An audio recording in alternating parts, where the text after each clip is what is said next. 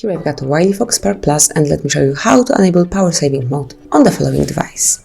So at first you have to open the settings, then find and pick battery, and now just tap on the more icon, which is 3 dots 1 in upper corner, and select battery saver. And here you can pick the automatic mode, so it can be turned on automatically once your battery is lower than 5 or 15%, so it's up to you. I will pick the second option, so at 15%, and then tap on OK.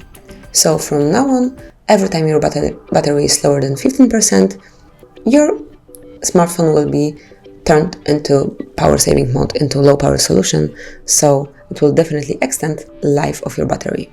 So that's it. Thank you for watching. Please subscribe our channel and leave the thumbs up.